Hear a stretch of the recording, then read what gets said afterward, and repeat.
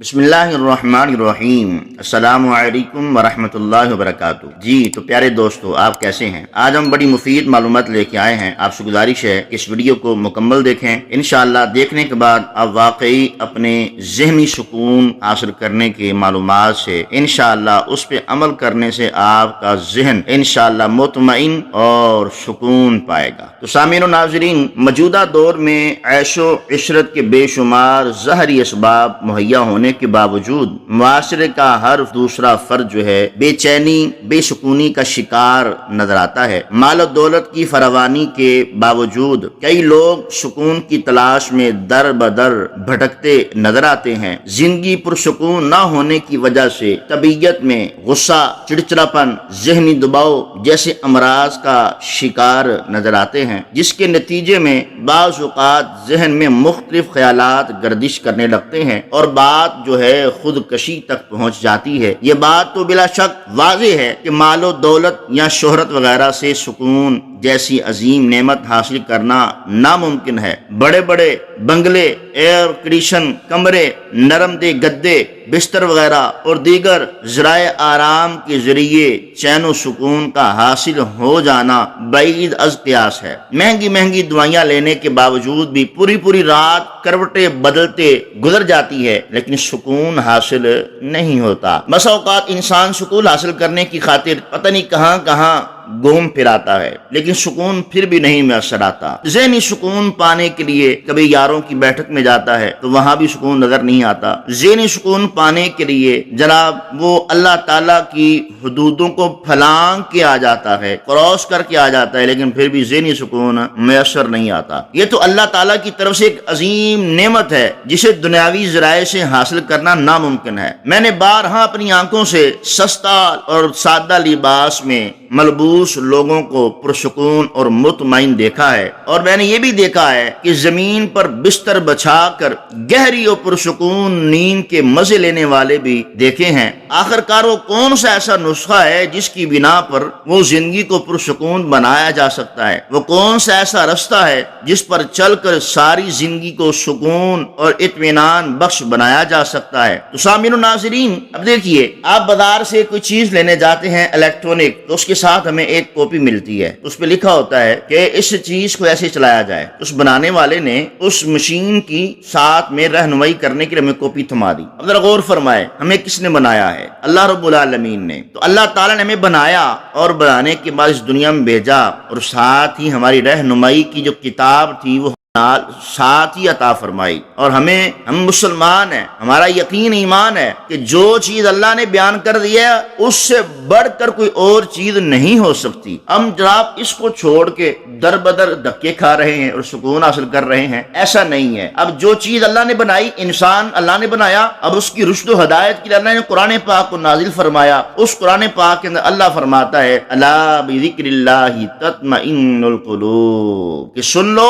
اللہ کی یاد میں ہی دلوں کا چین ہے۔ ہم اپنی پوری زندگی مال و دولت کمانے میں مصروف کر دیتے ہیں، ہمیشہ ہمارا ذہن دولت کمانے کی گتھیاں سلجھانے میں مصروف رہتا ہے۔ مال کمانے کے نشے میں ہم حلال و حرام کے درمیان تمیز کرنا بھی بھول جاتے ہیں، اور نتیجتاً ہم سے سکون و آرام جیسی عظیم نعمت چھن جاتی ہے۔ اللہ تعالیٰ کا ارشاد ہے، جو شخص میری نصیحت سے منہ موڑے اس کے لیے میں تنگی کر دیتا ہوں۔ مفسرین کرام اس آیت کی مختلف تفاسیر بیان کرتے ہیں۔ حضرت سعید بن جبیر رضی اللہ تعالی عنہ نے معیشت کی تنگی کا یہ مطلب بیان کیا کہ اس شخص سے قناعت سلب کی جائے گی، پھر سے دنیا بڑھا دی جائے گی، یعنی ایسا شخص مال سے کبھی بھی سیر نہیں ہوگا بلکہ پوری زندگی دنیا کمانے کے چکر میں مصروف رہے گا، بالآخر موت اسے اپنے آغوش میں لے لے گی۔ تو سامعین و ناظرین، آپ اگر سکون چاہتے ہیں تو اس سکون کا ذریعہ اللہ نے قرآن پاک میں بیان فرمایا کہ الا بذکر اللہ تطمئن القلوب۔ آپ غور فرمائیں، ہمیں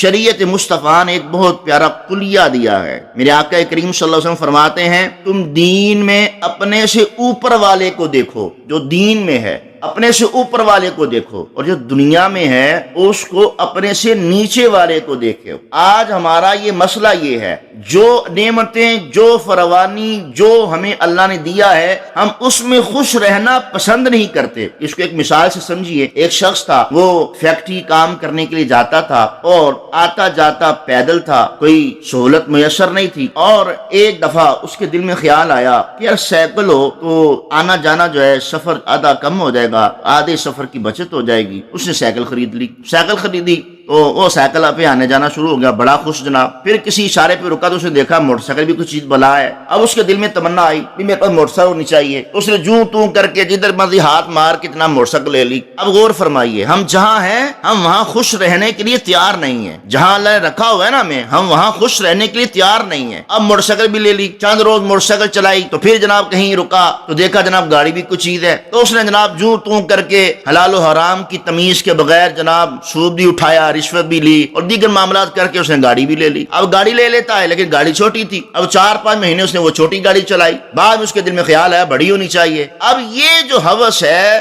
یہ کبھی بھی پوری نہیں ہو سکتی، تو لہذا جہاں اللہ نے ہمیں رکھا ہوا ہے ہم اس میں مطمئن ہو، صبر کے ساتھ، شکر کے ساتھ، اللہ کے فضل کے ساتھ ہم اپنے ان چیزوں میں خوش رہنا سیکھیں۔ اگر ہم ان میں خوش رہنا سیکھ جائیں گے تو یقین مانے ذہنی سکون آئے گا۔ مال و دولت سے ذہنی سکون کسی نے نہیں خریدا، تو دیکھیں اگر مال و دولت سے ذہنی سکون ملتا، جناب بڑے بڑے جو سیاست دان ہیں، بڑے بڑے جو بزنس مین ہیں، وہ گولیاں نہ کھاتے، میڈیسن نہ کھاتی نیند کی۔ ہاں صحیح کہہ رہا ہوں، اس لیے وہ ذہنی سکون سے آراہ ہیں، دور ہیں۔ تو سامعین و حاضرین، ہمیں جہاں اللہ نے رکھا ہے ہمیں وہاں رہنا چاہیے، اس میں ہمیں اللہ کے لیے صبر اور شکر کرنا چاہیے کہ مولا کریم تیرا شکر ہے۔ اگر زیادہ طبیعت خراب ہے تو تھوڑی سی بات اور بڑھاتا ہوں، بھائی دیکھیں آپ کہتے جی ہمارے پاس دنیاوی مال و زر نہیں ہے، ہم کیسے اس جگہ میں رہیں؟ تو خدا کے بندے ذرا غور کر، تیرے پاس مکان ہے، کرائے کا ہے نا، تو شکر کر۔ لوگ جھونپڑیوں میں رہتے ہیں، اب جھونپڑی والا شکر کرے کہ اللہ کا شکر ہے میں جھونپڑی میں ہوں۔ لوگ روڈوں پہ بھی رہتے ہیں، اب روڈ والا شکر ادا کرے کہ یا اللہ تیرا شکر ہے کہ میں روڈ پر ہی سو رہا ہوں۔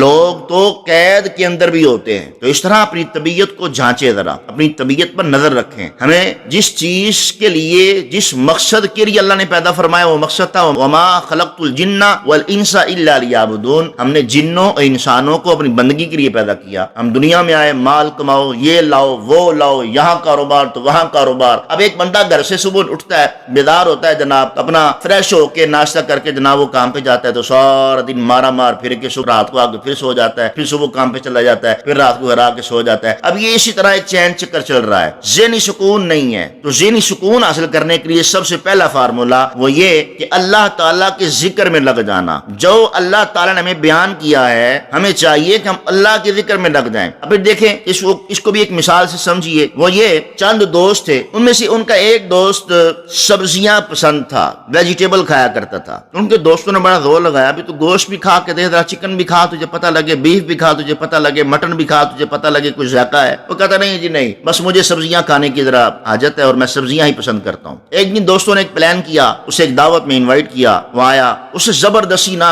گوشت کھلا دیا گیا، چکن کھلا دیا گیا۔ اس نے جناب جب چکن کھایا تو کہا واہ جی واہ، بڑی بات ہے، چکن میں بھی کوئی مزہ ہے، میں نے تو ساری زندگی یہاں گزار دی ہے، سبزیاں کھاتے ہیں، چکن میں تو بڑا مزہ ہے، بڑی لذت ہے، بڑا ذائقہ ہے۔ تو سامعین و ناظرین، ہماری بھی بات یہی ہے، ہم صرف جب دنیا میں آئے نا ساری زندگی ہم دنیا کما کما کے تھک گئے ہیں اور مزید دنیا کمانے کی ہرس بڑھتی چلی جا رہی ہے۔ جب اللہ کی یاد کی طرف آئیں گے نا تو ہمیں سکون نصیب ہوگا، ہمیں جو ذہنی دباؤ ہے یہ کم ہو جائے گا۔ جب اللہ کی یاد کی طرف آئیں گے نا تو پھر ہم یہ کہیں گے یار میں تو ساری زندگی پیسے کماتے کماتے مر گیا، تھک گیا، اصل زندگی تو یہ تھی، پھر ہمیں سمجھ آئے گی۔ اور اللہ کے ذکر سے پہلی بات ہے، اللہ کے ذکر سے ذہنی سکون آئے گا، اس کے علاوہ ذہنی سکون نصیب نہیں ہونا۔ تو سامعین کرام، اللہ تبارک و تعالیٰ کی یاد میں ذہنی سکون ہے، اللہ کی رضا میں راضی رہنا سیکھیں۔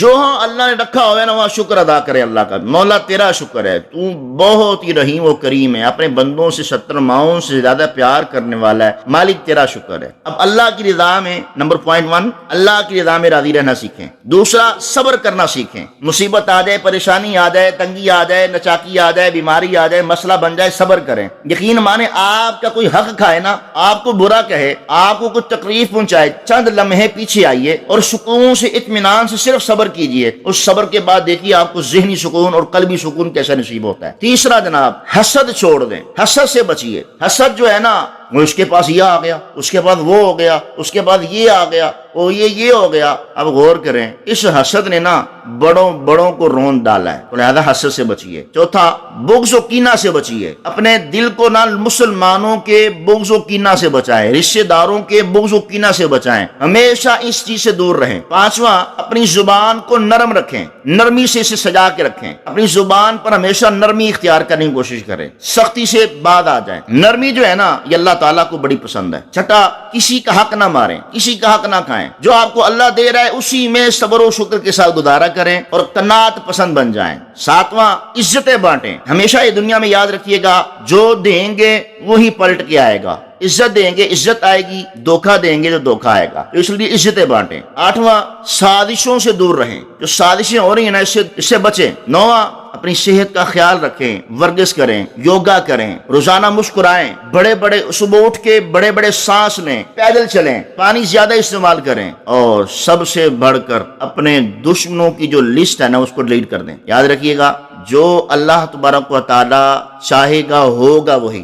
دنیا آپ کا کچھ بھی نہیں بگاڑ سکتی. یہ بات لکھ لیں، میری تجربتاً بات ہے کہ دنیا آپ کا کچھ بھی نہیں بگاڑ سکتی جب تک اللہ نہ کچھ چاہے، اور دنیا آپ کو خوش نہیں کر سکتی جب تک پھر بھی اللہ نہ چاہے. تو اس لیے اپنے اللہ خالق حقیقی سے اچھا تعلق پیدا کریں اور اس کی مخلوق کے ساتھ اچھا رویہ بنائیں. تو سامعین و ناظرین، دیکھا آپ نے، اس طرح ہم کوشش کر کے اپنے ذہن کو اور اپنے دل کو قلبی سکون دے سکتے ہیں، اپنے سکون کو زندگی میں لا سکتے ہیں. تو اس لیے اب چند وظائف بھی سماعت فرمائیں. جو بندہ صبح و شام 10 بار حسبی اللہ لا الہ الا هو علیہ توکلت وہو رب العرش العظیم پڑھے، انشاءاللہ اللہ پاک اس کی تمام فکروں، تمام مصیبتوں، پریشانیوں سے اللہ پاک نجات عطا فرمائے گا. وظیفہ سماعت فرمائیں کہ جو بندہ صبح اور شام یا ہر نماز کے بعد، بہت ہی مجرب نسخہ ہے، اس نسخے نے کئیوں کے دلوں کے اندر سکون ڈال دیا. اتنا مجرب ہے کہ صرف یقین کامل کے ساتھ 3 دن کریں، انشاءاللہ ذہنی فکر،